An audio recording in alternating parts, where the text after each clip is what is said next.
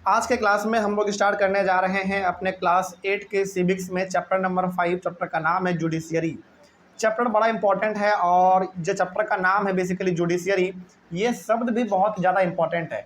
Judiciary का मतलब पहले हम लोग समझ लेते हैं, फिर आगे बढ़ेंगे कि आखिर जुडिशियरी का मतलब क्या होता है। जुडिशियरी का मतलब होता है इंडिया के अंदर जो भी आपको कोर्ट कचहरी ये सब वाला सिस्टम दिखता है ना, उसी को हम लोग एक साथ बोल देते हैं जुडिशियरी। जैसे आप देखते होंगे high court, supreme court, criminal उसी sorry supreme court, high court, district court, civil court, है ना। ये सब जो अलग अलग प्रकार के कोर्ट देखते हैं आप, जहाँ पे लोगों को न्याय मिलता है, फैसला सुना जाता है जज के द्वारा, इन्हीं पूरे अरेंजमेंट को, इसी पूरे सिस्टम को हम लोग कह देते हैं जुडिशियरी। समझ गए बात को। तो बेसिकली कोई बोले आपसे कि बताओ जुडिशरी का मतलब क्या है, तो जुडिशरी का सिंपल सा मतलब है कि किसी भी कंट्री में जो पूरा न्याय का सिस्टम है ना, न्याय मतलब जो बेसिकली फैसला सुनाना, किसी को सज़ा मिलना, कोई दोषी होना, कोई निर्दोष होना, ये सब जो पूरा सिस्टम जहाँ पे ये सब चीज़ चलता है, उसी को हम लोग कह देते हैं जुडिशरी।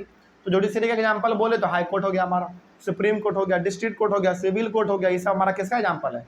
जुडिशरी का एग्जाम्पल है। यहाँ पे कोई क्राइम करता है तो उसको सजा मिलता है, जो क्राइम नहीं करता है वो पूरी तरीके से फ्री हो जाता है, आज़ाद हो जाता है ना। तो ये हमारा कहलाता है जुडिशरी। तो यही हम लोग इसमें देखेंगे कि आखिर इंडिया में जुडिशरी का क्या लेवल है, इंडिया में जुडिशरी किस तरीके से काम कर रहा है, क्या इंडिया में जुडिशरी का जो सिस्टम है वो बढ़िया है कि नहीं, खराब है या क्या है, देखेंगे इसके बारे में। चलिए तो पहले हम लोग कुछ इंट्रोडक्शन ले लेते हैं, फिर आगे बढ़ेंगे।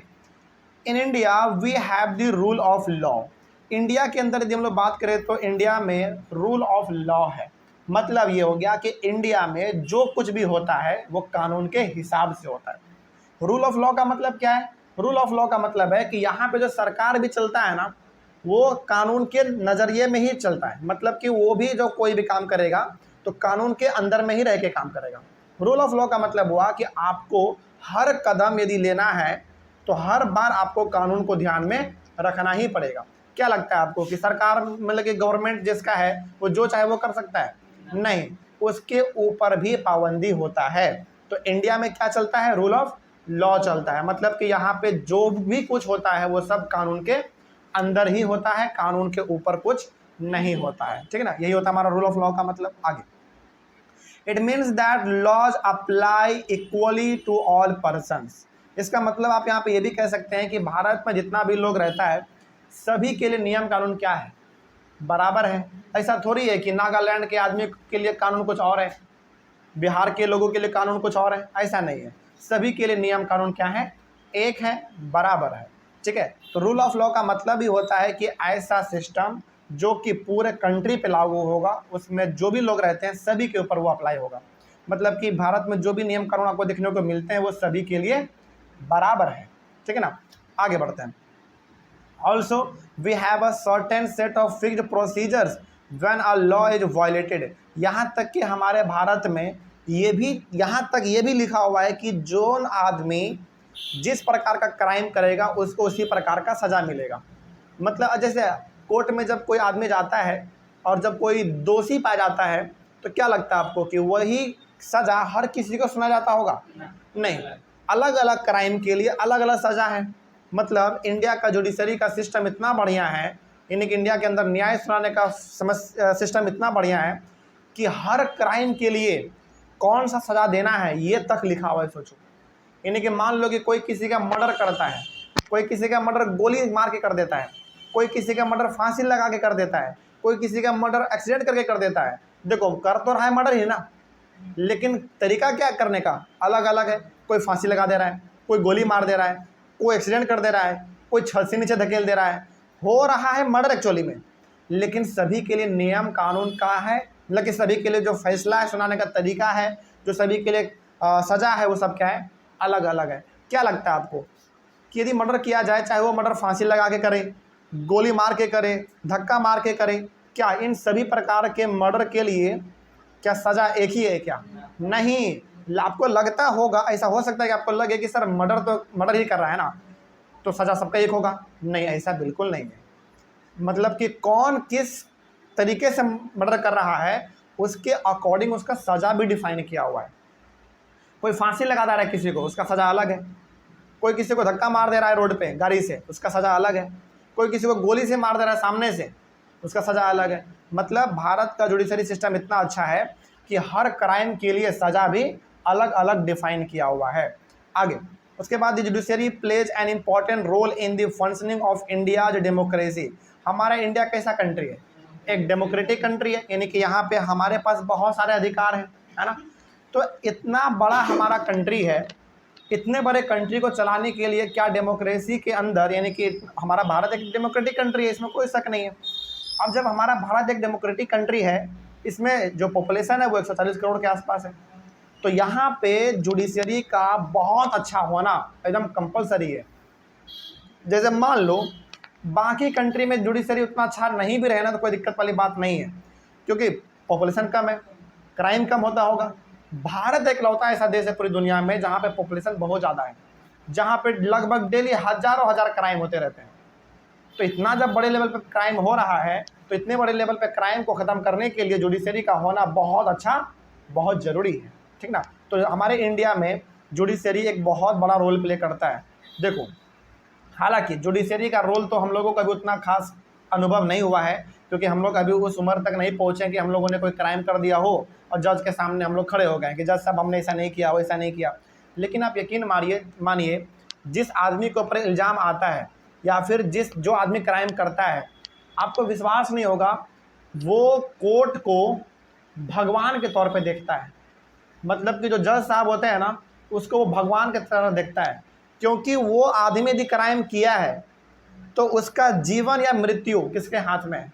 जज साहब के हाथ में है पूरी तरीके से। तो बड़ा से बड़ा आदमी और छोटा से छोटा आदमी जब कोर्ट पहुंचता है तो वो एकदम सीधा साधा आदमी बन जाता है, क्योंकि उसको पता है हम क्राइम किए हैं या फिर नहीं किए हैं। यदि एक बार जज साहब ने कुछ बोल दिया, जो सज़ा बोल दिया, मतलब मानो कि वो आपको सज़ा मिल गया। समझ रहे बात को? कई बार तो ऐसा भी होता है कि जो आदमी क्राइम नहीं करता है, हाँ, लॉयर प्रूफ कर देता है कि इसी आदमी ने क्राइम किया था। जैसे मान लो, इमेजिन करो हमने कोई क्राइम नहीं किया है, मान लो इमेजिन करो कि हमने किसी को गोली वोली नहीं मारा, लेकिन कोई आदमी बोल रहा है कि नहीं, गोली तो तुम ही मारे हो, और हमको पता है कि यार हम गोली मारे ही नहीं है। लेकिन मान लो कि किसी वजह से हम बार बार बोल रहे जज साहब के सामने, सर हमने क्राइम नहीं किया, हमने क्राइम नहीं किया, हमने क्राइम नहीं किया, लेकिन जो मेरा लॉयर है वो ये साबित कर ही नहीं पा रहा है कि इसने क्राइम नहीं किया है। लेकिन जो दूसरा लॉयर है वो साबित कर दिया कि नहीं, क्राइम इसी ने किया है। तो समझ रहे हो, बिना मतलब तुमको सज़ा मिल जाएगा। हाँ, बाद में जब पता चलेगा कि इन्होंने क्राइम नहीं किया था, तो दोबारा उस केस को खोला जाता है, दोबारा उसके ऊपर इन्वेस्टिगेट होता है। लेकिन मान लो कि यदि आप, और कई बार ऐसा हुआ है, अब एग्जांपल आपको देंगे, लेकिन पहले फिलहाल आप इसको ऐसे समझिए कि कई बार ऐसा होता है कोर्ट में कि आपने क्राइम नहीं किया है, लेकिन इसके बावजूद आपको सज़ा मिल जाता है। क्या जज साहब का आपसे कोई पर्सनली दुश्मनी था क्या? नहीं, आपको गलत साबित किया गया उसमें कि हाँ भैया आप ही ने क्राइम किया, जबकि आपने क्राइम नहीं किया था। तो जज साहब क्या देखेगा? आपका इमोशन देखेगा या सबूत देखेगा? सबूत देखेगा भाई। और सबूत को देखते हुए जज साहब को लगा कि नहीं, क्राइम इन्हीं ने किया है, जबकि आपका आत्मा ये कह रहा है कि क्राइम तो हमने किया ही नहीं है। तो जज साहब आपके आत्मा को नहीं देखेगा, आपके इमोशन को नहीं देखेगा, आपके आंसू को नहीं देखेगा, वो देखेगा कि लॉयर क्या एविडेंस प्रोड्यूस कर रहा है हमारे सामने, क्या वो सबूत दे रहा है। जज साहब को लगा कि हाँ भाई सबूत तो सब बढ़िया है, और तुम्हारा लॉयर फेल हो गया तुमको निर्दोष साबित करने में, तो तुम चले गए अंदर। और हाँ, ये कई बार ऐसा हो जाता है, लेकिन इसलिए आप देखते होंगे कि कोर्ट में कई बार तारीख मिलता है, मतलब कि आज कोर्ट को डिसमिस किया जाता है, 10 दिन के बाद आइए, 12 दिन के बाद आइए। ये तारीख क्यों दिया जाता है? ताकि आप ठोस सबूत लेकर आइए, किसी निर्दोष को सज़ा ना मिल जाए, इसलिए तारीख दिया जाता है कोर्ट में, और कोई बड़ी बात नहीं है। अच्छा, कई बार ऐसा हुआ है कि आदमी एक बहुत ही सीरियस क्राइम में जेल चला गया है, जबकि उन्होंने क्राइम नहीं किया था, और 20 साल के बाद, 25 साल के बाद कोर्ट में दोबारा यह साबित हो जाता है कि इस इंसान ने क्राइम नहीं किया था। अरे भाई, 20 साल के बाद, 25 साल के बाद तुम साबित करके क्या कर लोगे, जबकि आधा उम्र इस बेचारे का जेल में ही बीत गया है। अभी आपको ना बड़ा अच्छा सा एक इंटरेस्टिंग कहानी बताते हैं, अमेरिका का कहानी है ये। कभी आप जाना यूट्यूब पे, गूगल पे सर्च करना, तो आपको पता चलेगा। हाँ बिल्कुल, शायद आप लोगों ने भी देखा होगा। बिल्कुल, एक बूढ़ा आदमी जवानी में ही कोई क्राइम व्राइम हुआ होगा, उनको सज़ा मिल गया, 25 या 30 साल का शायद उसका सज़ा मिला था। 20 या 25 ऐसा कुछ साल का उसका सज़ा मिला था। और वो बेचारा निर्दोष था, पूरी तरीके से निर्दोष। उन्होंने क्राइम नहीं किया था, लेकिन उसको सज़ा मिल गया। और 20-25 साल के बाद फिर कोर्ट में ये मामला उल्टाया जाता है, फाइल उल्टाया जाता है, खोला जाता है और पता चलता है कि इन्होंने क्राइम नहीं किया था। तो सोचो अब ये करके आप क्या कर लोगे। अब वो आदमी जेल से बाहर निकलने वाला है, अब आप साबित करके क्या कर लोगे। उसका आधा जीवन तो जेल में गुजर गया। इसीलिए जब भी कोर्ट में फैसला सुना जाता है तो बहुत कुछ सोच समझ के सुना जाता है और आगे और पीछे हर प्रकार का पहलू उसमें ध्यान रखा जाता है कि भैया कुछ गलत है तो उसका सही भी दिखाओ, या फिर कुछ सही है तो गलत भी दिखाओ, ताकि जज साहब एक कंक्लूजन पे पहुंच सके और वो कुछ एक अपना फैसला सुना सके। समझ रहे बात को। तो ये इंडिया का जुडिशरी सिस्टम बहुत ही तगड़ा है, बहुत अच्छा है। ठीक है, आगे बढ़ता है। Judiciary is independent in our country. हमारे कंट्री में जो जुडिशरी का सिस्टम है ये इंडिपेंडेंट है, मतलब कि किसी का बस जुडिशरी में चलता नहीं है। मतलब कि आप ये चाहेंगे कि जज साहब को खरीद ले पैसा दे के और वो हमको निर्दोष साबित कर दे, ऐसा कभी नहीं हो सकता है। इंडिया में कुछ भी हो सकता है लेकिन जुडिशरी कभी भी बिक नहीं सकता है। देखो, एक गरीब से गरीब और एक अमीर से अमीर आदमी को लास्ट आशा रहता है किससे बताओ? जज से रहता है, कोर्ट से रहता है। उसको पता है कि भले ही पुलिस हमको अरेस्ट कर लिया हो, भले पुलिस हमको पकड़ के जेल में डाल दिया हो, लेकिन अभी भी हमारे पास एक आशा है, एक होप है। जज साहब, कोर्ट, उन्होंने जो बोल दिया वो अल्टीमेट हो गया, हमारा फाइनल हो गया। इसीलिए हर आदमी, चाहे वो गरीब हो, अमीर हो, छोटा हो, बड़ा हो, कोई भी हो, वो जब कोर्ट जाता है ना तो बहुत ही आस के साथ जाता है, बहुत ही होप लेकर जाता है कि जो भैया हमने क्राइम किया ही नहीं है उसके लिए हमको जेल में क्यों डाला जा रहा है। तो बहुत ही आशा के साथ जाता है, बहुत ही होप के साथ जाता है। मतलब ना आप इसमें एक तरीके से ये समझ लो कि आप भगवान से मिलने जा रहे हो जब आप कोर्ट जा रहे होते हैं। हालांकि हम लोगों ने कभी उसको एक्सपीरियंस नहीं किया है क्योंकि हम लोगों ने कभी क्राइम नहीं किया है। जैसे मान लो, इमेजिन करो, भगवान ना करे कभी ऐसा आप लोगों के साथ हो, लेकिन मान लो कि कोई बोल दे कि मर्डर इन्हीं ने किया था। मान लो, चलो एग्जाम्पल ले लो सूरज का। आज से मान लो 10 साल के बाद, अभी हम लोग चुके बच्चे हैं, आप लोग अभी बहुत छोटे हैं, मान लो कि 10 साल के बाद कोई ऐसा इल्ज़ाम लगा दे सूरज के ऊपर कि सूरज ने मर्डर किया है, और तुमको पता है कि मर्डर किया है तो 15 साल, 20 साल, 14 साल का सज़ा मिलता है। और इतना दिन तक घर परिवार से बाहर रहना, दूर रहना आम बात नहीं होता है, बहुत बड़ी बात होती है। तो बताओ उस समय पे सूरज के दिल पे क्या बीतेगा? बहुत ख़राब होगा। मतलब इनको लगेगा कि काश हम बच जाए, है ना, ऐसा लगेगा। चलिए खैर, ये था हमारा इंट्रोडक्शन, और ये इंट्रोडक्शन हमारा कंप्लीट हुआ। अगला जो टॉपिक है हमारा वो है what is the role of the judiciary, यानी कि जुडिशरी का क्या रोल है, इसके बारे में हम लोग डिस्कस करेंगे, लेकिन अगले वाले क्लास में। यहाँ तक तो कोई दिक्कत नहीं है। चलिए, था इंट्रोडक्शन, मिलते हैं हम लोग अपने अगले क्लास में। Thank you very much. Next topic हम लोग डिस्कस करने वाले हैं इस चैप्टर के अंदर, what is the role of the judiciary. पिछले क्लास में एक तरीके से हम लोगों ने इंट्रोडक्शन लिया था कि जुडिशरी क्या होता है, और आज हम लोग अपने बुक के अकॉर्डिंग चलेंगे। और सबसे पहला टॉपिक जो हमारा है वो है what is the role of the judiciary, यानी कि जुडिशरी का क्या काम है, वो करता क्या है। क्या ऐसे ही इंडिया में है या फिर इसका कुछ काम भी है? बहुत काम है भाई, बहुत ज़्यादा काम है। तो जुडिशरी का क्या रोल है, वो क्या करता है, क्या या फिर क्या कर सकता है, उसी के बारे में हम लोग यहाँ पे देखेंगे। जुडिशरी का सिंपल सा मतलब हो गया डिफरेंट टाइप्स के कोर्ट जो कि आपको इंडिया में देखने को मिलते हैं। जैसे डिस्ट्रिक्ट कोर्ट हो गया हमारा, सिविल कोर्ट हो गया, फिर से हाई कोर्ट हो गया, सुप्रीम कोर्ट हो गया। ये सब कोर्ट करता क्या है, इसी को हम लोग कहते हैं जुडिशरी। चलिए समझते हैं क्या लिखा हुआ है। Courts can take decisions on a very large number of issues, like they can decide that no teacher can beat a student, they can decide about the sharing of river waters between states, और they can punish people for particular crimes. मतलब court के पास यहाँ तक का ये power भी होता है कि वो वो साफ कहता है कि कोई टीचर स्टूडेंट को पीट नहीं सकता है। सोचो, मतलब यदि कोई टीचर स्टूडेंट को पीटता है और वो स्टूडेंट या फिर स्टूडेंट्स का पेरेंट्स जाके शिकायत कर देता है कोर्ट में, तो उस टीचर के ऊपर कार्रवाई हो जाएगा। देखो, आज के समय में ये कानून निकल चुका है कि टीचर स्टूडेंट्स को पीट नहीं सकते हैं, लेकिन हम लोगों के समय में या फिर हम लोगों के पापा दादा लोगों के समय में टीचर जो मारते थे ना, उतना गंदा मार तो पेरेंट्स भी नहीं मारते थे। मतलब आज टीचर के लिए सबसे बड़ा समस्या क्या है कि बच्चों को हैंडल करना है बिना मारे पीटे, मतलब कि बात से, और बात से जल्दी कोई सुनता है नहीं। इसीलिए आज का बच्चा थोड़ा सा कंट्रोल से बाहर ज़्यादा है। मतलब ये हकीकत है, मतलब रियलिटी यही है कि आज के समय का जो बच्चा है, आप लोग भी या फिर जो आने वाला जनरेशन जो और हमारा होगा, वो बहुत ज़्यादा कंट्रोल से बाहर होंगे। पेरेंट्स के भी कंट्रोल से बाहर होंगे और टीचर के कंट्रोल से बाहर तो होंगे ही। चलो पेरेंट्स तो फिर भी थोड़ा बहुत मार पीट देते हैं, है ना, लेकिन पेरेंट्स कब तक मारेंगे भाई? कभी तो बच्चा स्कूल में आएगा और स्कूल में वो टीचर उस पर हाथ उठा नहीं सकता है। तो जो बच्चा गलती स्कूल में नहीं, सॉरी, घर में नहीं करता, उसको गलती करने का मौका कहाँ मिल जाता है? स्कूल में, क्योंकि उसको पता है कि घर में गलती करेंगे तो मम्मी पापा पकड़ के कूट देंगे, लेकिन वही स्कूल में गलती करेंगे तो कोई मारेगा नहीं, क्योंकि कानून क्या है कि टीचर मार नहीं सकता है। तो बच्चा गलती कहाँ पे करता है? ज़्यादा स्कूलों में ही करता है ना। तो वही वही बात यहाँ पे लिखा हुआ है कि मतलब हमारे इंडिया के में जो कोर्ट है उनके पास ये तक का पावर है कि कोई भी टीचर स्टूडेंट्स को पीट नहीं सकता। यदि कोई पीटता है तो फिर उसके ऊपर कार्रवाई हो जाता है, और ये कानून हमारे इंडिया में है कि कोई टीचर स्टूडेंट्स को पीट नहीं सकता है। लेकिन वही आज से बहुत नहीं, ज़्यादा नहीं, आप 20-25 साल पीछे चले जाइए, या फिर थोड़ा सा और पीछे हम लोग अपने पापा के समय में यदि जाएंगे तो वहाँ पे पता चलेगा आपको कि टीचर जितना बहुत मतलब भयंकर मार मारते थे स्टूडेंट्स को, और स्टूडेंट्स सुधर भी जाते थे। आज के समय में वो ऐसा नहीं है। खैर आगे बढ़ते हैं।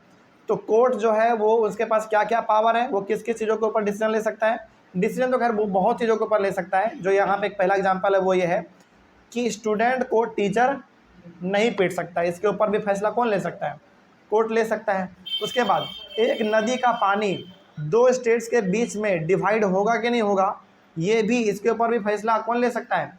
कोर्ट ले सकता है। इसका एग्जाम्पल आपको देते हैं। जैसे हमारे बिहार में गंगा का नदी, मतलब गंगा का पानी किधर से आता है? उत्तर प्रदेश तरफ से आता है। मान लीजिए, इमेजिन करो कि हमारे गंगा का नदी का पानी उत्तर प्रदेश से होते हुए बिहार आया, लेकिन बिहार तो आता ही हम सबको पता है, लेकिन उत्तर प्रदेश बिहार के में पानी आने ही ना दे, वो वहीं पे पानी रोक ले, तो इसके ऊपर फैसला कौन सुनाएगा? कोर्ट सुनाएगा। मतलब जो स्टेट, जब दो स्टेट्स के बीच में जब झगड़ा होता है ना, तो दो स्टेट्स के झगड़े को भी सुलझाने का काम किसका है? कोर्ट का ही है। मतलब इसमें ये होगा कि मान लीजिए उत्तर प्रदेश से गंगा नदी बिहार आना था, लेकिन बिहार उसको आने नहीं दिया गया, डैम बना के उसको वहीं पे रोक दिया गया। मान लीजिए ऐसा हो सकता है, होता भी है कई बार ऐसा। यदि ऐसा होता तो बिहार गवर्नमेंट उत्तर प्रदेश गवर्नमेंट पे केस करती, और फिर ये मामला जाता हमारा कोर्ट में जाता, फिर कोर्ट इसके ऊपर फैसला लेता, क्योंकि भाई पानी है, पानी पर अधिकार सबका है। इसीलिए कहीं पर भी आप देखेंगे कि किसी भी नदी को रोका नहीं जाता है, बिल्कुल नहीं रोका जाता है। यहाँ तक कि हमारे इंडिया से एक नदी बहती है, इंदस नदी, वो नदी बहते हुए हमारे इंडिया से पाकिस्तान की ओर चले जाता है, लेकिन फिर भी हम उस नदी को क्यों नहीं रोकते हैं? क्योंकि हमारा इंडिया का ऐसा मानना है कि भाई पानी है, पानी का सब पे अधिकार है। मतलब कि पानी, मतलब हम इंडिया में अपने संस्कृति को यदि थोड़ा सा याद करें तो इंडिया में हमारा संस्कृति क्या कहता है कि पानी तो दुश्मन को भी पिला देना चाहिए, तो भाई हम पानी क्यों रोके, है ना, वही बात यहाँ पे है। तो मतलब जो कोर्ट है वो रिवर्स को लेकर भी फैसला सुना सकता है। उसके बाद और they can punish people for particular crimes, और यदि कोई क्राइम करता है उसके लिए तो खैर कोर्ट हमारा है ही, है ना। तो बहुत अलग अलग प्रकार का जो डिसीजन है वो कोर्ट लेता है, चाहे वो टीचर स्टूडेंट का मामला हो, या फिर नदी का बात हो, या फिर कोई आदमी क्राइम किया हो इसका बात हो, हर प्रकार का फैसला कोर्ट सुनाता है। ठीक है, आगे। The judiciary performs the following functions. अब जुडिशरी का ना कुछ फंक्शन है, उसके बारे में थोड़ा सा हम लोग यहाँ पे बात कर लेते हैं। पहला फंक्शन है जुडिशरी का डिस्प्यूट रेजोल्यूशन। डिस्प्यूट रेजोल्यूशन का मतलब है कोर्ट का सबसे पहला जो काम है वो है डिस्प्यूट को, यानी कि झगड़ा को शांत करवाना। डिस्प्यूट रेजोल्यूशन का मतलब वो झगड़े को शांत कराना। तो शांत कराने का मतलब यहाँ पे ये नहीं कि जज साहब गली मोहल्ले में जाएंगे और बोलेंगे कि झगड़ा मत करो, नहीं, इसका मतलब ये नहीं है। इसका मतलब ये है कि जब झगड़ा करके जब दोनों कोर्ट में पहुँचेगा तो उसके मामला को शांत कर देना, ये काम किसका है? कोर्ट का है। ठीक है, आगे। तो इसमें लिखा हुआ है कि judiciary settles down disputes between citizens and the government, between two state governments and between the centre and state governments. मतलब कोर्ट का यहाँ पे जो सबसे पहला रोल दिया गया है वो ये दिया गया है कि दो चीज़ों के बीच में झगड़ा हो रहा है उसको पूरी तरीके से शांत करा देना। जैसे मान लीजिए दो आदमी के बीच में झगड़ा हो रहा है, हो सकता है, कई बार होता भी है, या फिर एक आदमी और एक सरकार के बीच में झगड़ा हो रहा है। कई बार तो एक अकेला आदमी सरकार के ऊपर ही फैसला, पूरा सवाल खड़ा कर देता है, इसके बीच में भी कोर्ट फैसला सुना सकता है अपना। उसके बाद कई बार होता है कि दो स्टेट्स के बीच में झगड़ा हो जाता है, उत्तर प्रदेश और बिहार गवर्नमेंट, ऐसा कुछ मान लो आप, है ना। तो कई बार ऐसा भी हो जाता है, तो दो स्टेट्स के बीच में झगड़ा हो, या फिर कई बार तो ऐसा होता है कि सेंट्रल स्टेट और स्टेट गवर्नमेंट के बीच में, स्टेट सेंट्रल गवर्नमेंट और स्टेट गवर्नमेंट के बीच में भी कई बार झगड़ा हो जाता है। मतलब कहने का मतलब यहाँ पे सिंपल सा है, चाहे झगड़ा दो आदमी के बीच में हो, या फिर एक आदमी एक सरकार के बीच में हो, या फिर दो स्टेट्स के बीच में हो, या फिर एक स्टेट और एक सेंट्रल गवर्नमेंट के बीच में झगड़ा हो, किसी भी प्रकार का झगड़ा हो, सुप्रीम कोर्ट या फिर हाई कोर्ट जो भी कोर्ट है उसको वो शांत कराना जानता है। यानी कि शांत करने का जिम्मेदारी जो है वो कोर्ट के पास है। क्या फैसला लेना है, क्या फैसला नहीं लेना है, सारा का सारा अधिकार हमारे कोर्ट के पास दिया हुआ है। तो पहला जो रोल है कोर्ट का वो क्या है, डिस्प्यूट रेजोल्यूशन, यानी कि झगड़े को शांत करवाना, ठीक ना। आगे दूसरा है जुडिशियल रिव्यू। जुडिशियल रिव्यू में क्या लिखा हुआ है जरा इसके बारे में देखिए। Judiciary can interpret the constitution. Judiciary has the power to strike down a particular law passed by the parliament if it believes that these are a violation of the constitution. This is called judicial review। देखो court के पास इतना power होता है, हालांकि संविधान को जल्दी कोई हाथ लगा नहीं सकता है। जो हमारा कॉन्स्टिट्यूशन है, इंडिया का जो संविधान है, उसको जल्दी कोई हाथ नहीं लगा सकता, उसमें कोई जल्दी बदलाव भी नहीं कर सकता है।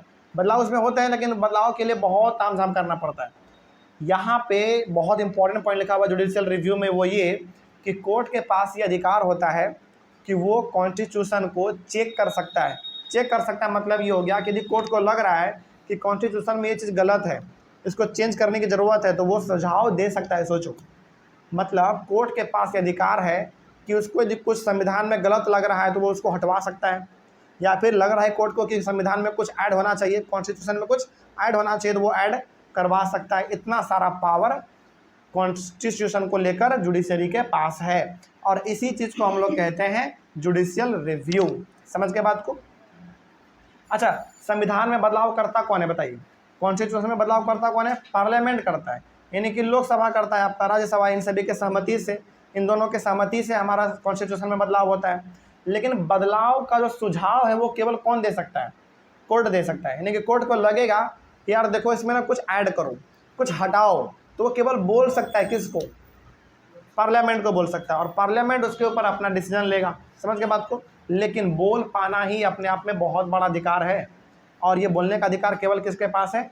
कोर्ट के पास है। और यहाँ तक कि कोर्ट के पास ये भी अधिकार है कि मान लीजिए पार्लियामेंट ने कोई नियम कानून निकाला जो कि संविधान के बिल्कुल खिलाफ है, जो कि संविधान से मैच ही नहीं कर रहा है, तो उसको रोकने का जो जिम्मेदारी है वो भी किसका है? कोर्ट का ही है। यानी कि कुछ भी ऐसा कोर्ट नहीं गलत होने देगा जो कि संविधान में लिखा हुआ नहीं है। वही कोर्ट में, मतलब कोर्ट भी वही करने का परमिशन देगा जो कि संविधान में लिखा हुआ है। इसी को हम लोग कहते हैं जुडिशियल रिव्यू। तो जुडिशियल रिव्यू में क्या होता है समझ में आया? इसमें ये होता है कि कोर्ट के पास अधिकार ये होता है कि वो चाहे तो संविधान में बदलाव करवा सकते हैं, या फिर नहीं तो किसी प्रकार का उसमें कुछ ऐड भी कर सकते हैं, कुछ घटा सकते हैं। वो सब अधिकार कोर्ट के पास होता है। ठीक है, आगे ये हो गया हमारा जुडिशियल रिव्यू। और तीसरा है, थर्ड है upholding the law and enforcing fundamental rights. चलिए अब एक बात बताइए, क्या नियम कानून केवल बना देना ही बड़ी बात है क्या? नहीं, उसको लागू भी करवाना बड़ी बात है। और सबसे बड़ी बात फंडामेंटल राइट्स। फंडामेंटल राइट्स का मतलब जो हमारा जन्म सिद्ध अधिकार है, मतलब कि जो अधिकार हमको बचपन से मिल जाता है, ये सब का सब हमारा अधिकार ना छीना जाए, हमारे अधिकार को पूरी तरीके से बढ़ावा दिया जाए, इन सभी के ऊपर नज़र रखने का काम किसका है? कोर्ट का ही है। मतलब कि किसी के अधिकार के साथ खिलवाड़ हो रहा है तो उसको बचाने का काम किसका है? कोर्ट का ही है। तो वही यहाँ पे लिखा हुआ है कि every citizen of India can approach the supreme court or the high court if they believe that their fundamental rights have been violated. मतलब यदि किसी आदमी को ऐसा लगता है कि मेरे अधिकार को छीना जा रहा है तो वो तुरंत हाई कोर्ट या फिर सुप्रीम कोर्ट में अपना शिकायत करा सकता है। अधिकार छीनने का मतलब यहाँ पे सिंपल सा ये है, जैसे मान लीजिए आपको पता है कि हम जो कपड़ा पहनना चाहे पहन सकते हैं, हम जो भाषा बोलना चाहे बोल सकते हैं, हम जो खाना खाना चाहें खा सकते हैं। यदि ऐसा आपको करने नहीं दिया जा रहा है, इसका मतलब आपका फंडामेंटल राइट्स दबाया जा रहा है, छीना जा रहा है, आपको बढ़ने ही नहीं दिया जा रहा है आगे। तो जब भी आपको इस प्रकार का लगे कि हमारे अधिकार को छीना जा रहा है, दबाया जा रहा है, तो आप जाके फ़ौरन सुप्रीम कोर्ट नहीं तो फिर हाई कोर्ट में शिकायत कर सकते हैं, और उसके ऊपर कोर्ट फैसला लेगी, और कोर्ट फैसला लेती भी है। ठीक ना। फॉर एग्जाम्पल, एक एग्जाम्पल बड़ा अच्छा यहाँ पे दिया गया है, आर्टिकल 21 ऑफ आवर कॉन्स्टिट्यूशन। अच्छा, यहाँ पे आर्टिकल 21 ऑफ आवर कॉन्स्टिट्यूशन का मतलब क्या है? हमने आपको एक बार बताया था कि जो हमारा संविधान है ना, एक किताब है, बेसिकली एक बुक है। जैसे आपका बुक जो है उसमें चैप्टर लिखा रहता है ना, chapter number 1, chapter number 2, chapter number 3, chapter number 4, इस तरीके से लिखा रहता है। उसी प्रकार से हमारा कॉन्स्टिट्यूशन भी क्या है, किताब है, एक बुक है। उसमें भी जो चैप्टर है ना वो चैप्टर नंबर 1, चैप्टर नंबर 2 ऐसे लिखा हुआ नहीं है। उसमें लिखा हुआ आर्टिकल 1, आर्टिकल 2, आर्टिकल 3, आर्टिकल 4। मतलब कि जैसे आपके बुक में होता है ना chapter number 1, chapter number 2, chapter number 3, constitution में चीज नहीं होता है। कॉन्स्टिट्यूशन में होता है आर्टिकल नंबर 1, आर्टिकल नंबर 2। ये जो आर्टिकल 1, 2, 3, 4 देख रहे ना, एक तरीके का क्या है, चैप्टर ही है। तो कॉन्स्टिट्यूशन के 21 चैप्टर में आर्टिकल 21 का मतलब क्या हुआ, संविधान का कौन सा चैप्टर, 21 चैप्टर में। तो article 21 of our constitution provides every citizen the fundamental right to life which also includes the right to health and right to food. कहने का मतलब ये हो गया कि हमारे संविधान का जो चैप्टर नंबर 21 है, जो आर्टिकल 21 है, उसमें साफ साफ जिक्र किया गया है कि हम इंडियंस के पास क्या है, फंडामेंटल राइट टू लाइफ है। मतलब कि फंडामेंटल राइट टू लाइफ का मतलब हो गया कि हर इंसान को जीने का अधिकार है। अब जीने का अधिकार है, जीने के लिए क्या क्या चाहिए आपको, ऑब्वियस सी बात है, खाना चाहिए, यानी कि राइट टू फूड चाहिए। उसी प्रकार से राइट टू हेल्थ चाहिए, मतलब कि अच्छा स्वास्थ्य हो। जीने का अधिकार मतलब यहाँ पे सिंपल सा हो गया, देखो किसी भी आदमी को जीना है तो दो चीज़ बड़ा इंपॉर्टेंट है। पहला उसका स्वास्थ्य अच्छा होना चाहिए, हेल्थ अच्छा होना चाहिए, और दूसरा खाना मिलना चाहिए। तो आर्टिकल 21 हमारे संविधान का यही कहता है कि इंडिया में जितने भी लोग रहते हैं सभी को जीने का अधिकार है, और जीने का अधिकार है तो उसको right to health, right to food, ये सब भी उसको मिलना चाहिए, और सरकार इसको देती भी है। सरकार इसको देती है कैसे, जैसे सरकारी अस्पताल में क्या होता है, आपका इलाज फ्री में हो जाता है। उसी प्रकार से गवर्नमेंट पीडीएस के थ्रू राशन का जो दुकान होता है वहाँ पे आपको अनाज बड़ा सस्ते में दे देती है। तो ये सब का सब एग्जाम्पल जो है समझाने के लिए आपको दिया गया है कि हमारा फंडामेंटल राइट्स को छीना नहीं जा सकता है। जैसे मान लीजिए, इमेजिन करिए कि आपके पास राशन कार्ड बना हुआ है और आप राशन के दुकान पे गए और आपको उन्होंने राशन नहीं दिया, इसका मतलब है कि आपके फंडामेंटल राइट से खिलवाड़ किया जा रहा है। तो आप फ़ौरन जाइए सुप्रीम कोर्ट, नहीं तो हाई कोर्ट, उसके ऊपर तुरंत कार्रवाई हो जाएगा, है ना। तो ये सब हमारा है। तो कहने का यहाँ पे सिंपल सा मतलब ये था कि जो 3 रोल लिखा गया है, जुडिशरी का रोल है, यानी कि ये सब काम वो कर सकती है। हालांकि आपके बुक में बहुत कम लिखा गया है, जुडिशरी का रोल केवल इतना ही नहीं है, इससे भी बहुत ज़्यादा है, लेकिन समझने के लिए आपके यहाँ पे 3 ही काफ़ी है। यहाँ तक तो कोई डाउट नहीं है, कोई दिक्कत इसमें। तो ये ध्यान रखिएगा बस कि आर्टिकल 21 में हमारे संविधान के हमारा जो संविधान है, जो हमारा कॉन्स्टिट्यूशन है, उसमें आर्टिकल 21 में क्या लिखा हुआ है, फंडामेंटल राइट टू लाइफ लिखा हुआ है। फंडामेंटल राइट टू लाइफ के अंदर हमारा क्या क्या जाता है, right to health, right to food, ये सब हमारा जाता है। मतलब कि हर इंसान को अच्छा स्वास्थ्य का अधिकार है, हर इंसान को अच्छा भोजन का अधिकार है, ये सब का सब हमारा आर्टिकल 21 में लिखा हुआ है। ठीक है, तो अगला टॉपिक हमारा है what is an independent judiciary. इसको हम लोग अपने अगले क्लास में कवर करेंगे। यहाँ तक में कोई दिक्कत नहीं है ना, कोई डाउट यहाँ तक समझने में, चले बहुत अच्छी बात है, कोई डाउट नहीं है। तो मिलते हैं हम लोग अपने अगले क्लास में, तब तक के लिए thank you very much. Next topic discuss करेंगे what is an independent judiciary. Independent judiciary का मतलब है कि हमारे इंडिया का जो जुडिशरी सिस्टम है, यानी कि हाई कोर्ट, सुप्रीम कोर्ट, ये सब जो है ये इंडिपेंडेंट है। इंडिपेंडेंट का मतलब है कि ये किसी के अंडर में नहीं है, इसका अपना खुद का नियम कानून है, ये किसी का सुनता नहीं है, इसके मन में जो आता है वही ये करता है। कहने का मतलब ये हो गया कि जुडिशरी हमारा बहुत ही टाइट है, इतना टाइट है कि कोई भी इसमें इंटरफेयर नहीं कर सकता है, कोई किसी का बात ये सुनता ही नहीं है।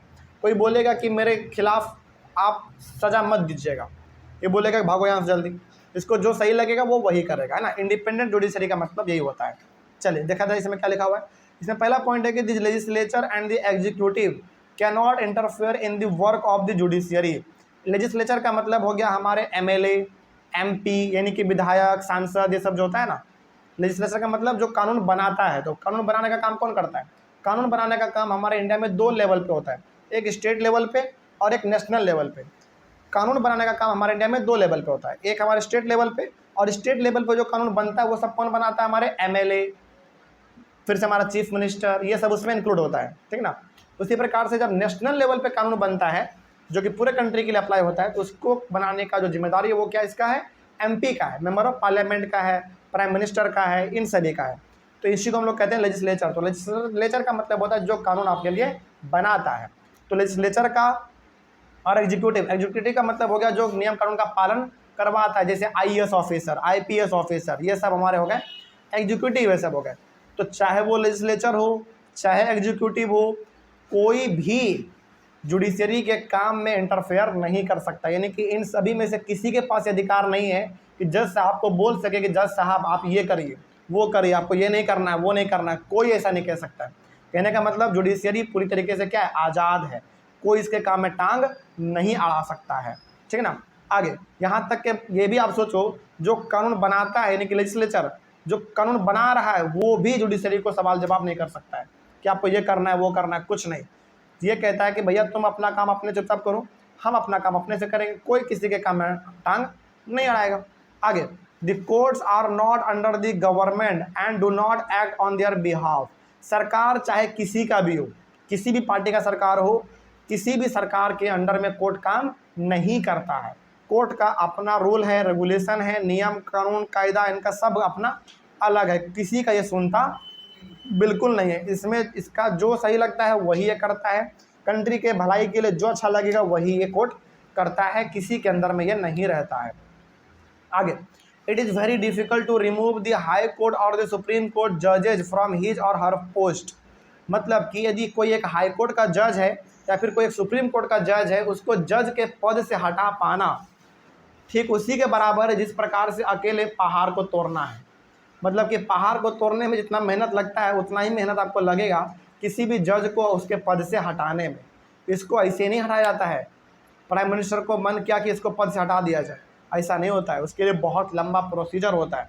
मतलब कि किसी भी आदमी को यदि high court or supreme court का जज बनाया गया है तो मजाक में थोड़ी बनाया गया होगा कि यार ये बड़ा अच्छा आदमी है, बड़ा अच्छा बोलता है, इसको जज बना दो, ऐसा थोड़ी होता है, ऐसा नहीं होता है। उसके पीछे का उसका बैकग्राउंड देखा जाता है कि इस आदमी का क्या पूरा रोल रहा है जुडिशरी के मामले में।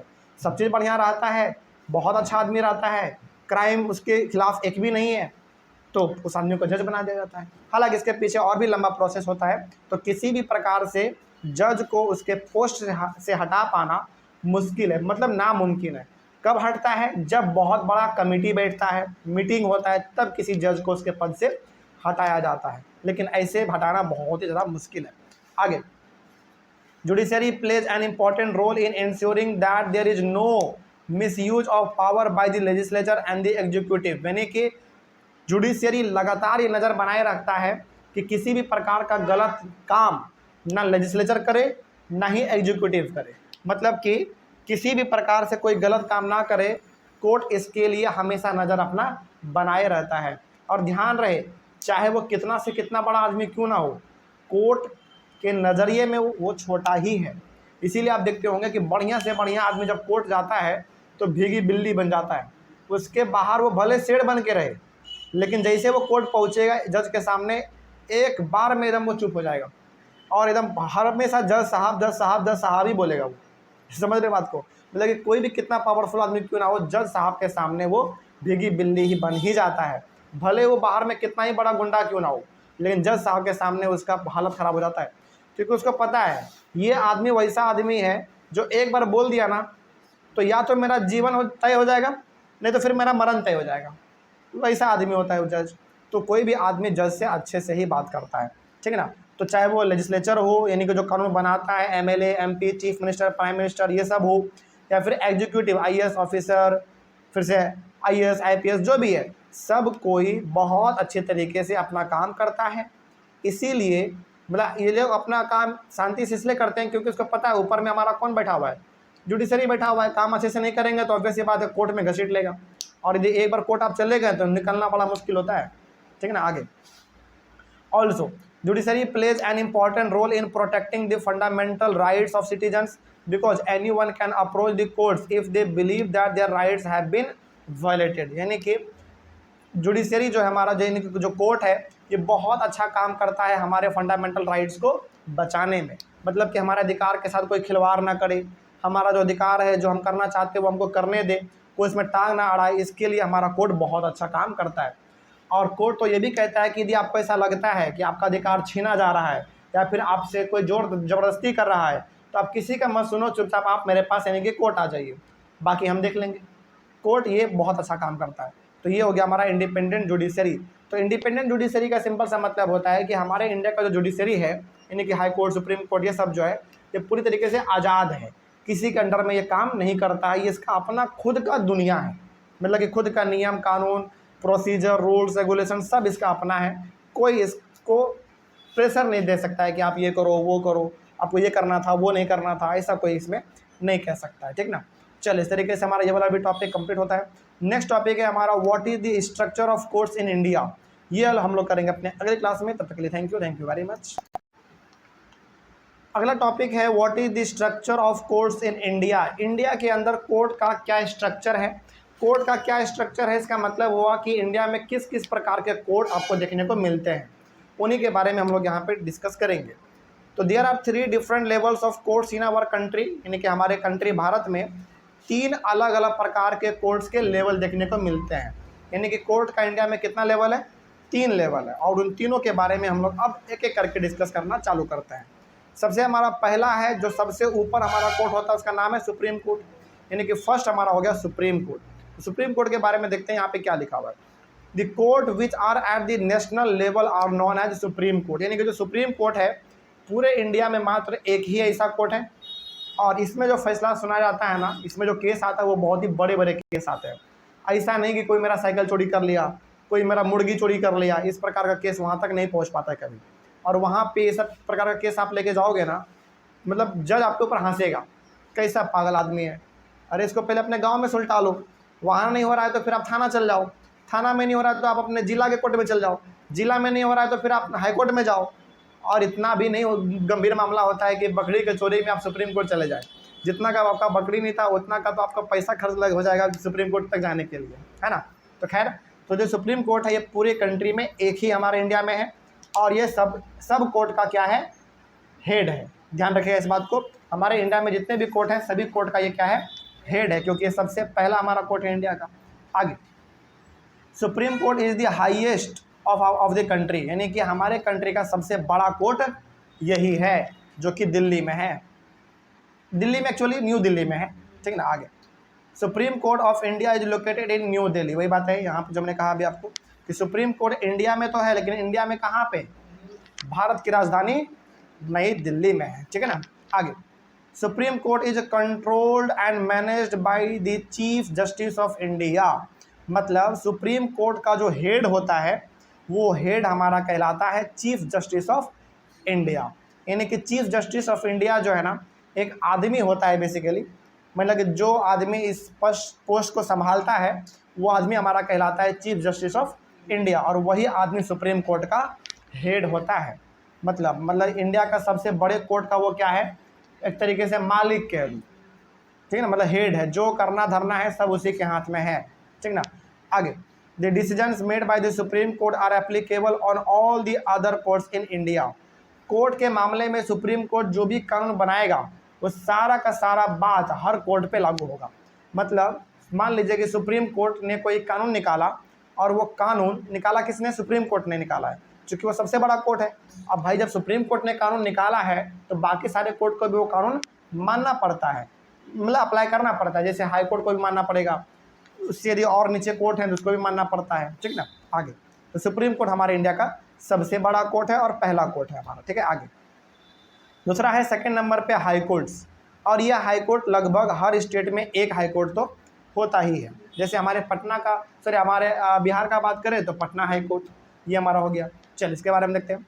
The court which are at the state level are known as high courts, यानी कि जो कोर्ट स्टेट के लेवल पे आपको दिखता है, लगभग हर स्टेट में एक तो कोर्ट आपको दिखता ही है, जो सबसे बड़ा होता है उस स्टेट का कोर्ट, वो हो गया हमारा हाई कोर्ट। इसका सिंपल सा मतलब ये है कि हर स्टेट में एक बहुत बड़ा कोर्ट है, उस कोर्ट का नाम है हाई कोर्ट, और ये लगभग हर स्टेट में एक देखने को आपको मिलता ही है। आगे, every state has a high court, her state के पास लगभग एक हाई कोर्ट तो होता ही है, जो क्या करेगा, उस स्टेट के बड़े बड़े समस्याओं को वो हल करने का काम करता है। आगे, high court is the highest court of the state. देखो हमारे पूरे इंडिया का बात करें तो सबसे बड़ा कोर्ट कौन हो गया, सुप्रीम कोर्ट। फिर स्टेट का बात करें कि स्टेट का सबसे बड़ा कोर्ट कौन होगा, तो हाई कोर्ट होता है, ठीक ना। चलिए ये हो गया हमारा सेकेंड कोर्ट। और थर्ड कोर्ट जो है इंडिया के अंदर जो पाया जाता है उसको हम लोग कहते हैं सब ऑर्डिनेट, या फिर आप उसको डिस्ट्रिक्ट कोर्ट के नाम से जानते हैं।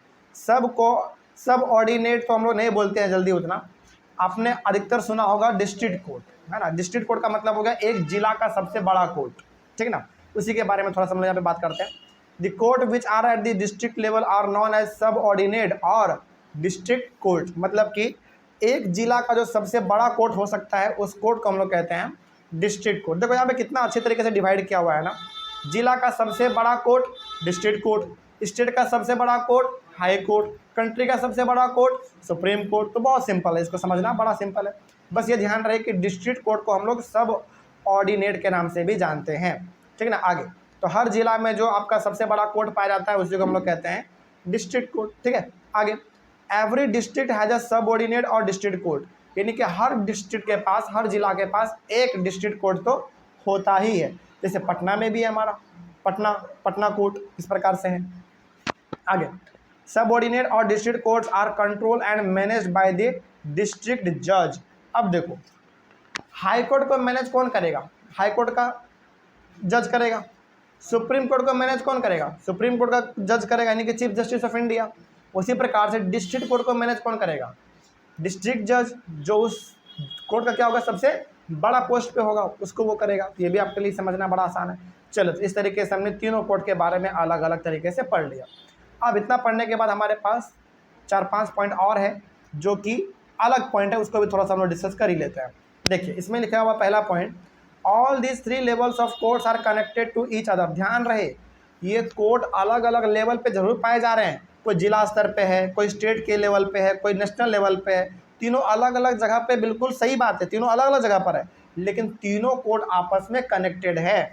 मतलब एक इंसान के पास ये अधिकार है, हमारे संविधान में हमको ये अधिकार मिला हुआ है कि यदि हम डिस्ट्रिक्ट कोर्ट के फैसले से खुश नहीं हैं तो हम हाई कोर्ट जा सकते हैं, और मान लो कि हम हाई कोर्ट के फैसले से भी खुश नहीं हैं तो हम सुप्रीम कोर्ट जा सकते हैं, और सुप्रीम कोर्ट जो एक बार बोल दिया फिर वो आखिरी हो जाता है, उसके अलावा आप कहीं नहीं जा सकते हैं, ठीक है ना। आगे तो ये तीनों का तीनों जो कोर्ट होता है वो आपस में कनेक्टेड होता है, इसीलिए जब भी सुप्रीम कोर्ट कोई कानून निकालता है कोर्ट को लेकर तो वो हाई कोर्ट पे भी लागू होता है और डिस्ट्रिक्ट कोर्ट पे भी लागू हो जाता है, सभी पे, इसलिए तीनों आपस में कनेक्टेड है। It means that the decision made by the high courts are applicable on the subordinate और डिस्ट्रिक्ट कोर्ट। अच्छा एक बात आप यहाँ पे ध्यान रखिएगा, डिस्ट्रिक्ट कोर्ट जो कानून निकालेगा वो कानून केवल डिस्ट्रिक्ट कोर्ट पे ही लागू होगा, और जो कानून स्टेट मतलब कि जो कानून हाई कोर्ट निकालेगा वो कानून हाई कोर्ट पे तो लागू होगा ही, डिस्ट्रिक्ट कोर्ट पे भी लागू होगा, क्योंकि डिस्ट्रिक्ट कोर्ट उसके अंदर में आता है। लेकिन जो नियम कानून सुप्रीम कोर्ट बनाएगा वो सभी पे लागू होगा। समझ के बात को? अब ऐसा नहीं है कि सर क्या डिस्ट्रिक्ट कोर्ट जो कानून बनाएगा क्या वो कानून हाई कोर्ट पे भी लागू होगा, सुप्रीम कोर्ट पे भी लागू होगा? नहीं, उस पर लागू नहीं होगा, क्योंकि वो उससे बहुत बड़े कोर्ट है।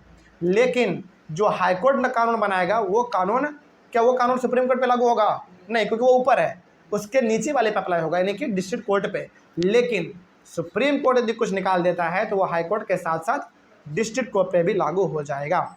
चलिए आगे बढ़ते हैं। उसके बाद similarly the decisions made by the supreme court are applicable on the high courts and subordinate और डिस्ट्रिक्ट कोर्ट। तो सुप्रीम कोर्ट यदि कुछ कानून निकालता है, कोई फैसला लेता है, तो वो फैसला हाई कोर्ट के साथ साथ डिस्ट्रिक्ट कोर्ट पे भी लागू हो जाता है, ठीक है ना।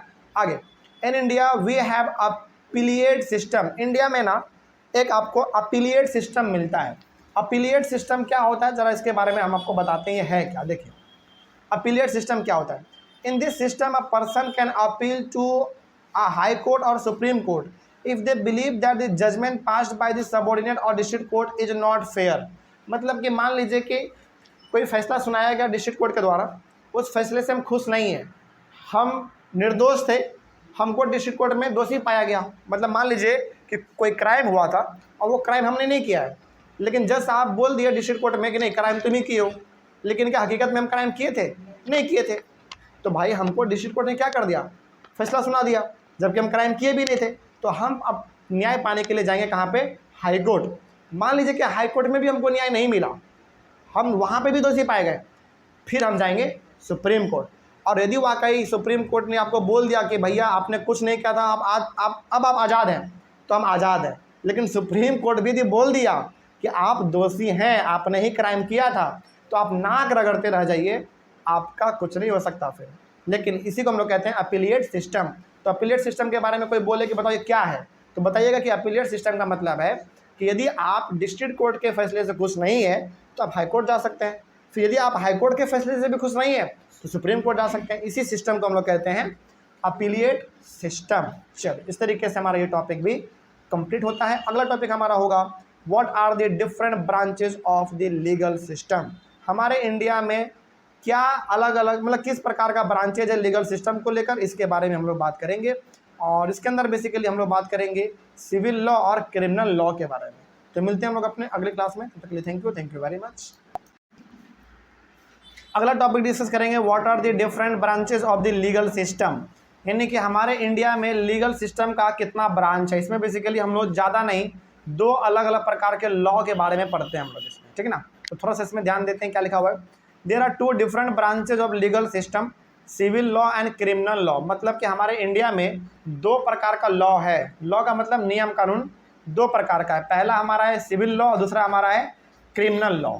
चलिए तो डिफरेंस इसमें देख लेते हैं कि आखिर सिविल लॉ में क्या होता है और क्रिमिनल लॉ में क्या होता है। और ध्यान रहे जितने भी प्रकार के केस आप देखते हैं वो उस केस को इन्हीं 2 कैटेगरी में से किसी एक कैटेगरी में डाला जाता है। मतलब कि हर क्राइम सिविल लॉ में नहीं जाता है, फिर क्रिमिनल लॉ में नहीं जाता। कुछ मामला जो है वो क्रिमिनल लॉ में जाता है, कुछ मामला सिविल लॉ में जाता है। तो दोनों अलग अलग चीज़ होता है। थोड़ा सा उसके बारे में यहाँ पे बात कर लेंगे हम लोग। एक तरफ रखेंगे सिविल लॉ को और एक तरफ रखेंगे क्रिमिनल लॉ को। ऐसे डिफरेंस बिटवीन भी करेंगे तो अच्छे से समझ में आ जाएगा। Civil law deals with any harm or injury to the rights of individuals, for example disputes relating to sale of land, purchase of goods, rent matters, divorce etcetera. देखो सिविल लॉ में ऐसे केस हैंडल किए जाते हैं जिसमें कि मारपीट ज़्यादा नहीं होता है। मतलब कि जो कि सिंपल होता है। जैसे मान लो कि ज़मीन हमने खरीदा, पता चला कि वो ज़मीन पहले से बिका हुआ था। मान लो कि हमने कोई सामान खरीदा, बिस्किट खरीदे और वो बिस्किट में निकल गया कीड़ा, तो जाके हम लोग शिकायत करते हैं। उसी प्रकार से मान लीजिए कि रेंट का पैसा हमने नहीं दिया तो मकान मालिक ने घर से बाहर निकाल दिया। तो जो छोटा मोटा जो मामला होता है ना, जिसमें कि लड़ाई पीट बिल्कुल शामिल नहीं होता, जिसमें क्राइम बिल्कुल नहीं होता है, उस मामले को डाला जाता है किसमें, सिविल लॉ में, ठीक ना। और सिविल लॉ में ऐसे सिंपली आप समझिए, सिविल लॉ का मतलब हो गया ऐसे इसमें केस आते हैं जो केस लड़ाई झगड़े से बहुत दूर है। मतलब इसमें क्राइम नहीं होता है, इसमें छोटा मोटा नोक झोंक बात बोली ये सब होता है बस, ठीक ना। लेकिन क्रिमिनल लॉ जो है वो बड़ा खतरनाक है। Criminal law deals with crime related cases, यानी कि जो क्राइम होता है, मर्डर, डकैती, एक्सीडेंट, ये सब हमारा क्रिमिनल लॉ में आता है। फॉर एग्जाम्पल थेफ्ट यानी कि चोरी, harassing a woman to bring more dowry यानी कि दहेज ज़्यादा मांगना। जैसे कई बार क्या होता है ना कि यदि लड़की ज़्यादा दहेज लेकर नहीं आई है ससुराल तो उसको मारा पीटा जाता है, उसको टोंट मिलता है घर से कि तुमने ज़्यादा तिलक लाया नहीं है। हाँ, तो ये सब किस में आएगा, सिविल लॉ में या क्रिमिनल लॉ में, क्रिमिनल लॉ में, क्योंकि ये सब क्राइम है ना, इसका मर्डर एटसेट्रा। सिंपल सा मतलब यहाँ पे है कि सिविल लॉ में ऐसे केस आते हैं जिसमें लड़ाई झगड़ा का कोई मतलब होता ही नहीं है, छोटा मोटा बात होता है बस, सिविल लॉ में ऐसा आता है। और क्रिमिनल लॉ में आता है बेसिकली क्राइम से रिलेटेड, चोरी, डकैती, मर्डर, है ना, फिर से दहेज के नाम पर महिलाओं को पिटना, इन सभी का जो केस है ये सब हमारा क्रिमिनल लॉ में आता है, क्योंकि सब एक तरीके से क्या है, क्राइम है, ठीक है। अगला उसके बाद in civil law a petition has to be filed by the affected party, मतलब कि जिसके साथ बुरा हुआ है वो अपना केस फाइल करता है किसमें, सिविल लॉ में, ठीक ना। इन criminal law a first information report, जिसको हम लोग FIR बोलते हैं, यानी कि सिविल लॉ में FIR जैसा कुछ नहीं होता है। FIR जैसा ऐसा किस में होता है, क्रिमिनल लॉ में होता है। इसमें सिंपली एक मतलब बताया जाता है, जज साहब जो होते हैं ना उसको बताया जाता है सिविल लॉ में कि मेरे साथ ऐसा हुआ। लेकिन जो FIR ऐसा आप सुनते होंगे वो सब किस में होता है, क्रिमिनल लॉ में होता है। तो in criminal law first information report यानी कि FIR has to give the police who investigate the crime, यानी कि आपके साथ जो क्राइम हुआ है उसको पहले बताना पड़ता है पुलिस को। तो वो जो आप बता रहे हो उसी को हम लोग कहते हैं FIR। इसका फुल फॉर्म होता है फर्स्ट इन्फॉर्मेशन रिपोर्ट, यानी कि पहली बार जो आप बताते हैं पुलिस को कि मेरे साथ ये हुआ वो हुआ, उसी को हम लोग कहते हैं FIR। तो क्या FIR जैसा कुछ चीज़ सिविल लॉ में देखने को मिलेगा आपको, नहीं देखने को मिलता है इसमें, ठीक है ना। आगे in civil law generally court gives some relief, some specific relief, मतलब कि सिविल लॉ में ऐसा देखा जाता है कि सिविल लॉ में जल्दी किसी को सज़ा नहीं मिलता है, समझिएगा। जैसे मान लीजिए आपने रेंट नहीं दिया, आपको मकान मालिक ने घर से बाहर निकाल दिया, तो क्या जज साहब उसको सज़ा सुना देंगे 1 साल 2 साल का, नहीं। तो सिविल लॉ में ऐसे मामले होते हैं जो कि बहुत छोटे होते हैं और इसमें ना जल्दी किसी को सज़ा नहीं मिलता है। इसमें बात समझा के मामला को रफा दफा कर दिया जाता है। लेकिन क्रिमिनल लॉ में तो सज़ा ही मिलता है आपको, बिल्कुल इसे मिलना कंपलसरी है। In criminal law if someone is found to be guilty he or she can be send to jail and also fined. लेकिन क्रिमिनल लॉ में यदि आप दोषी पाए जाते हैं तो फिर आपके ऊपर कार्रवाई होता है, फाइन लगता है, कई बार तो यदि मामला गंभीर है तो फिर जेल भी जाना पड़ता है, और मामला और गंभीर है तो सीधा फांसी मिलता है आपको। तो ये सब जो है किस में आता है, क्रिमिनल लॉ में आता है। तो सिंपली ऐसे समझिएगा एक लाइन में, सिविल लॉ में ऐसे ऐसे केस आते हैं जिसका लड़ाई झगड़ा से कोई मतलब नहीं होता है। वो ऐसा केस होता है कि दोनों को समझा बुझा के काम निकाला जा सकता है, सिंपल, ठीक ना। जैसे मान लीजिए कि एक गली था जिसमें ये घर वाला भी कचरा उसी गली में फेंक रहा है, ये घर वाला भी कचरा उसी गली में फेंक रहा है, तो ये दोनों के ऊपर मतलब ये मामला जाएगा हमारा सिविल लॉ में, सिंपल।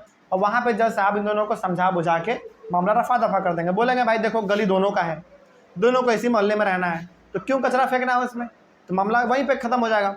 लेकिन यदि कोई मर्डर ऑर्डर का केस है जो कि बहुत भयंकर हो गया तो वो हमारा क्रिमिनल लॉ में चल जाएगा, और क्रिमिनल लॉ में आपको सज़ा भी मिलता है, फाइन भी लगता है। लेकिन इसमें सिविल लॉ में वैसा कुछ नहीं होता है, सिविल लॉ में सब कोई बस समझा बुझा के घर भेज देते हैं, बस बात खत्म, सिंपल है, कोई दिक्कत इसमें। तो सिविल लॉ में पूछे तो सिंपली याद रखिएगा इसमें केस वेस होता तो है लेकिन उतना भयंकर मामला इसमें जाता नहीं है, इसमें सजा वजा किसी को नहीं मिलता, सजा वजा जो मिलता है वो क्रिमिनल लॉ में मिलता है, ठीक ना। चलिए आगे बढ़ते हैं। अगला टॉपिक है हमारा, does everyone have access to the courts. हाँ, ये बड़ा इंपॉर्टेंट सवाल है, ये बहुत इंपॉर्टेंट सवाल है कि क्या हर आदमी के बस में कोर्ट जाना है क्या। मतलब हम ये पूछना चाह रहे हैं क्या इंडिया में, हालांकि अब तो आपको पता चल ही चुका है, इतना दूर तक हम लोग पढ़ चुके हैं, अब आप ये आराम से बता सकते हैं कि चाहे वो अमीर हो चाहे गरीब हो, कोर्ट का दरवाज़ा सबके लिए खुला हुआ है। लेकिन अभी भी क्या आपको हकीकत में लगता है कि कोर्ट सबके बस का बात है? नहीं, बिल्कुल नहीं। हालांकि हमारे पास ये अधिकार है कि हम चाहें तो सुप्रीम कोर्ट जा सकते हैं, हाई कोर्ट जा सकते हैं, डिस्ट्रिक्ट कोर्ट जा सकते हैं, ये हमारा अधिकार है। लेकिन कई बार हमारे पास उतना पैसा ना होने की वजह से, उतना पहुंच ना होने की वजह से, सपोर्ट ना होने की वजह से हम लोग कभी आगे बढ़ ही नहीं पाते हैं। और कई बार हम लोगों को अपने से बड़े लोग ही दबा के बिठा देते हैं कि तुम कोर्ट जाओगे, यदि कोर्ट गए तो तुम्हारा घर में आग लगा देंगे, ये कर देंगे, वो कर देंगे। तो कहने का सिंपल सा मतलब यहाँ पे है कि कोर्ट तो उपलब्ध है लेकिन कोर्ट जाना हर किसी के संभव में नहीं है। खैर इसमें देखते हैं क्या लिखा हुआ है, all citizens of India can access the courts. Bharat का हर आदमी कोर्ट का इस्तेमाल कर सकता है अपने न्याय को पाने के लिए, कर सकता है, बिल्कुल कर सकता है। Every citizen has a right to justice through the courts, यानी कि हर आदमी को न्याय पाने का अधिकार है कोर्ट के थ्रू। मतलब कि यदि उसको अपना न्याय चाहिए तो वो कोर्ट जा सकता है और कोर्ट उसको फैसला सुनाता भी है। जो गलत रहेगा गलत बताएगा, जो सही है वो गलत सही बताएगा कोर्ट। लेकिन सवाल यही है कि सबसे बड़ी बात, कोर्ट कचहरी का मामला इतना महंगा पड़ता है कि एक गरीब आदमी वो अफोर्ड कर ही नहीं पाता है।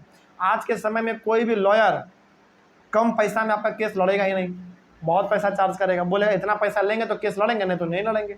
बताइए आप, अब आपके पास उतना पैसा होगा तभी तो आप केस लड़ेंगे ना। यदि आपके पास पैसा नहीं है तो आप यदि निर्दोष भी हैं तो आपको कोई पूछने वाला है नहीं, ठीक ना। तो आज के समय में कोर्ट कचहरी घूमना, चक्कर लगाना बहुत ही महंगा हो गया है, ठीक ना। खैर आगे बढ़ते हैं, इसमें और क्या लिखा हुआ है, if any citizen believes that their rights are being violated then they can approach the court for justice to be done.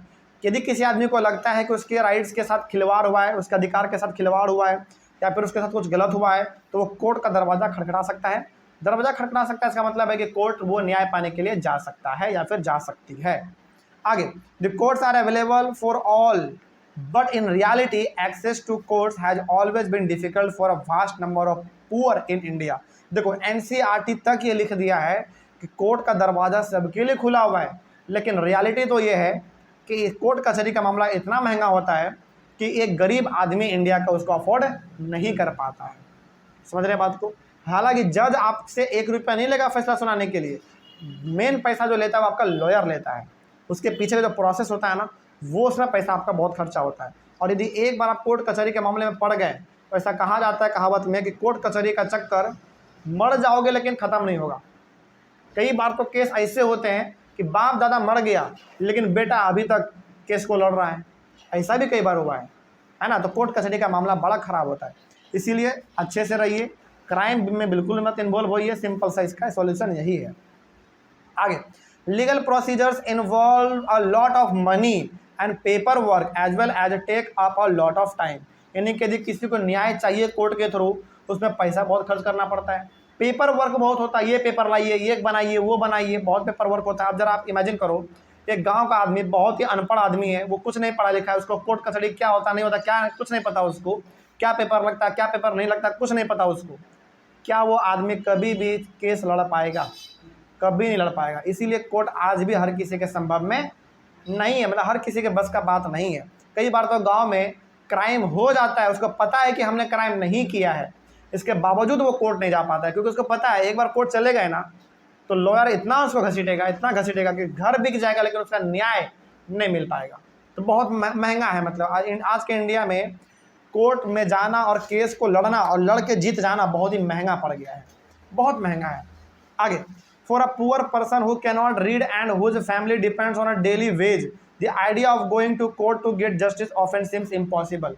मतलब एक ऐसा आदमी जो डेली अपना पैसा कमाता है, खाता है, घर परिवार अपना चलाता है, और उस आदमी के साथ यदि कुछ हो जाए और उसको कोर्ट जाना पड़े, तो क्या लगता है आपको कि वो कोर्ट कभी जा पाएगा? कभी नहीं जा पाएगा, बिल्कुल नहीं। जहाँ वो डेली कमाता है, डेली खाता है, उसी में उसका पैसा सारा चला जाता है, तो वो कोर्ट में जाने का, केस लड़ने का पैसा कहाँ से लाएगा? नहीं ला पाएगा। इसीलिए गरीब आदमी के लिए कोर्ट एक तरीके से कहा जाए तो उपलब्ध है ही नहीं, ठीक है ना। आगे, due to this the supreme court invented a system of public interest litigation, जिसको हम शॉर्ट में कहते हैं PIL, to increase access to justice. अब देखिए, चूंकि हर आदमी कोर्ट तक पहुंच सके, न्याय प्राप्त कर सके, इसके लिए सुप्रीम कोर्ट ने एक मुहिम निकाला है। उस मुहिम का नाम है पब्लिक इंटरेस्ट लिटिगेशन, जिसको शॉर्ट में हम लोग कहते हैं PIL। इसके थ्रू अब होता क्या है, इसको समझ लो थोड़ा। According to PIL, any individual or organization can file a PIL in the High Court or the Supreme Court on behalf of those whose rights were being violated। देखो, सुप्रीम कोर्ट ये कहता है कि देखो, यदि किसी को न्याय पाना है तो आप अपने हाई कोर्ट में जाइए, वहाँ पे एक PIL दर्ज करवा दीजिए, मतलब पब्लिक इंटरेस्ट लिटिगेशन। सिंपल सा मतलब है कि अपना रिपोर्ट वहाँ पे लिखवा दीजिए, उसके बाद फिर आपका जब नंबर आएगा तो आपको बुलाया जाएगा और आपके लिए फैसला सुनाया जाएगा। लेकिन आप यकीन मानो, ये PIL केवल नाम के लिए है, इसका फ़ायदा केवल बड़े लोग उठाते हैं, छोटे लोग इसमें भी जाने से डरते हैं, क्योंकि उनको पता है भाई PIL मतलब क्या, एक तरीके से कोर्ट का ही चक्कर है। क्या लगता है आपको कि जो केस हजारों ऊपर में रखे हुए हैं, आपका नंबर आने में तो 3-4 साल लग जाएगा फिर। इसीलिए PIL हो या फिर कोई भी चीज़ हो, गरीब आदमी कोर्ट कचहरी के मामले से बहुत ही डरता है, बहुत मतलब हिचकिचाहट होता है उसको जाने के लिए। लेकिन ध्यान रखेंगे इस बात का कि जो PIL है, इसका फुल फॉर्म होता है पब्लिक इंटरेस्ट लिटिगेशन। इसको सुप्रीम कोर्ट के द्वारा लॉन्च किया गया था, और इसके तहत ये होता है कि आपके साथ यदि कुछ बुरा हुआ है, आपका अधिकार को छीना गया, यदि आपके साथ कोई मारा पीटी हुआ है, तो आप अपने हाईकोर्ट जाइए और हाईकोर्ट में PIL दर्ज करवा दीजिए। आपका जब नंबर आएगा तो आपको बुलाया जाएगा, फ़ोन किया जाएगा, भैया आइए आपका नंबर आ गया है, अब आपका फैसला सुनाया जाएगा। ऐसा कुछ होता है इसमें, ठीक है। आगे, in the early years, PIL was used to secure justice on a large number of issues such as rescuing bonded laborers from inhuman work conditions and securing the release of prisoners in Bihar who had been kept in jail even after their punishment term was complete। PIL जो है शुरुआत में जब लाया गया था, इसका इस्तेमाल बड़े लेवल पे किया जाता था। PIL का इस्तेमाल उस समय पे ये होता था, जैसे पहले हमारे इंडिया में क्या था ना, इंडिया में नहीं, मतलब पहले नहीं, बहुत पहले नहीं जाते हैं, थोड़ा सा इधर का ही बात करते हैं। हमारे इंडिया में था बॉन्डेड लेबर। बॉन्डेड लेबर का मतलब होता है बंधुआ मजदूर। मतलब इसमें होता क्या है ना कि आपसे एक कॉन्ट्रैक्ट साइन करवा लिया जाता है कि आप हमारे लिए 10 साल तक काम करेंगे, और 10 साल में यदि आपके घर में कुछ हो जाए तो आपको जाने का परमिशन नहीं मिलेगा। मतलब कोई मर जाए, कोई जन्म ले ले, उससे मतलब नहीं है हमको। 10 साल का आपने एग्रीमेंट साइन किया है, आपको 10 साल रहना पड़ेगा। तो इस प्रकार के सिचुएशन को ख़त्म करने के लिए सुप्रीम कोर्ट ने क्या दाखिल कर दिया, PIL लाया, जिसके तहत आप जाके शिकायत कर सकते थे और बोल सकते थे कि हमारे पिताजी या फिर हमारे भाई जो भी हैं 10 साल से वहाँ पे पड़े हुए हैं, उसको घर आने का मौका नहीं दिया जा रहा है, तो फिर उसके ऊपर एक्शन होता था। तो जब शुरुआत में जब PIL लाया गया था सुप्रीम कोर्ट के द्वारा, तो वो बहुत सारे केस को हैंडल करता था। बॉन्डेड लेबर उसमें से हमारा एक है। उसका इसके बाद एक और जो सबसे बड़ा इसमें दिया गया है, बिहार का एग्जाम्पल दिया गया है। बिहार में क्या होता था उस समय पे कि कैदी अपना सज़ा कंप्लीट कर लिया है, इसके बावजूद उसको जेल से नहीं छोड़ा गया है, तो इस सब का मामला आप कहाँ पे दर्ज करवा सकते थे, PIL में करवा सकते थे, यानी कि अपने हाईकोर्ट में जाके करवा सकते थे कि बोल सकते थे कि देखो भैया हमारे भाई बहन जो भी जेल में थे मतलब उनका सजा पूरा हो गया है, लेकिन अभी तो जेल से उनको छोड़ा गया नहीं छोड़ा गया है, तो फिर उसके ऊपर सरकार जज साहब फिर उसके ऊपर एक्शन लेते थे। इसका ये सब काम था शुरुआती दौर में जब PIL लाया गया था उस समय पे, ठीक ना। आगे, the mid day meal that children now receive in government school is because of PIL। अब देखो ये जो मिड डे मील आप देखते हो, मिड डे मील मतलब जो दोपहर के समय में सरकारी स्कूल में खिचड़ी चोखा सब मिलता है ना बच्चों को, ये सब जो लाया गया था ये PIL का ही नतीजा है।